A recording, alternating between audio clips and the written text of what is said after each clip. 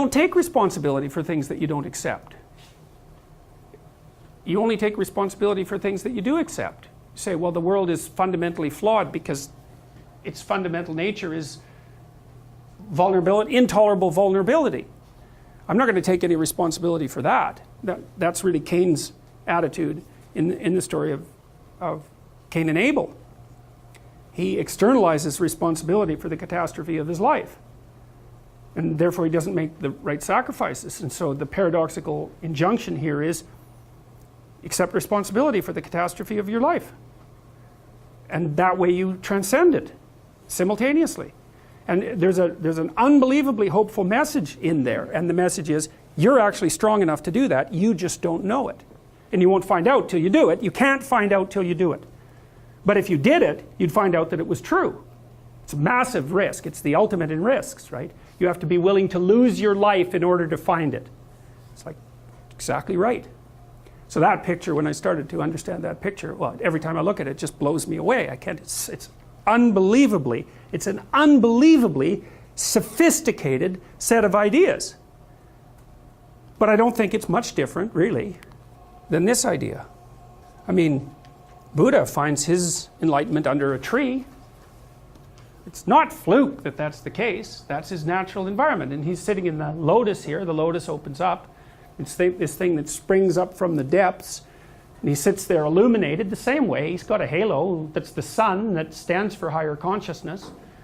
And he's transcended by accepting the fact that life is suffering.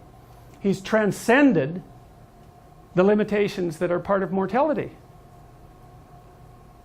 You see that symbol there? That swastika, you see it there? It's reversed. The Nazis reversed it. Well, think about that. I mean, they weren't stupid. Their symbolism, their symbols had meaning. Is what the swastika represented was what this represents reversed. Well, that's a very bad idea. This is the thing that this idea is what enables people to transcend their suffering. And Buddha said, well, don't be too attached to things. And what does that mean? It doesn't mean deny the world. It might mean deny the world if you're too in love with the material, like with material well-being, let's say, then your pathway to transcendence and meaning might be to abandon that because it's constraining you. It's making you less than you could be. But the fundamental lesson, the more fundamental lesson that's underneath that is don't let what you are stop you from being what you could be. Right. And so then the question is, well, what do you identify with? Do you identify with what you are? Then you're a tyrant. Do you identify with chaos? Because that's the opposite of order, say. Then you're nihilistic. Well, you don't identify with either of those. You know that they're both necessary. You know that you have to live with both of them. But you identify with the capacity to continually transcend what you are. And then you seek out error. That's what humility is. It's like, I'm error-ridden. It's like, so I want to put myself in a situation where I can discover one of my errors, hopefully not in a way that's going to knock me completely out of the game, right?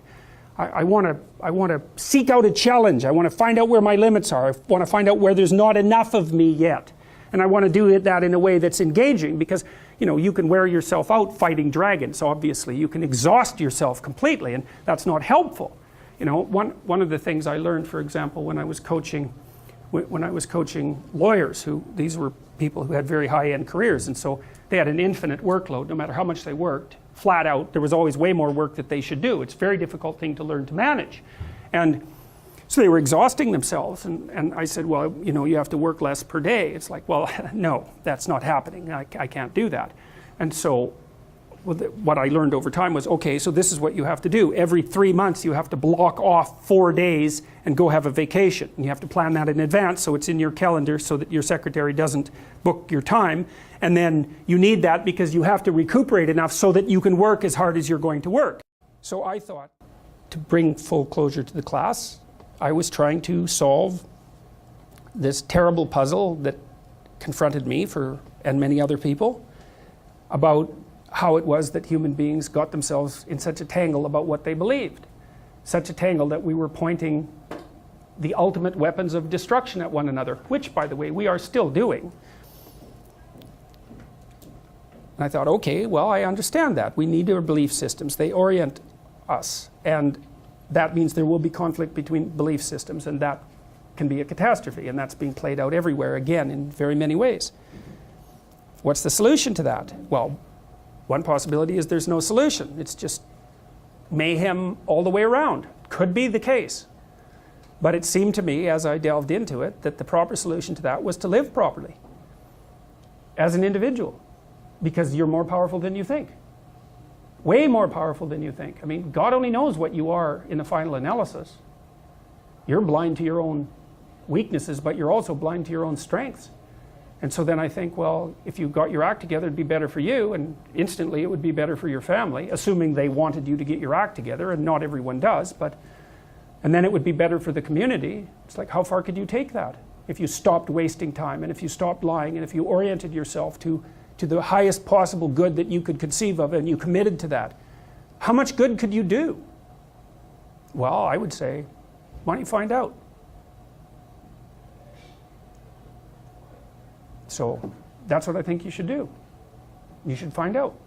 You don't have anything better to do. And there's nothing in it, as far as I've been able to tell, there's nothing in it but good. So maybe you could sort yourself out so that you wanted nothing but the good. And then maybe you could help make that manifest in the world. And maybe we wouldn't have all these terrible problems then. At least we'd have fewer of them, and that would be a start. So it's the answer to the problem of humanity is the integrity of the individual.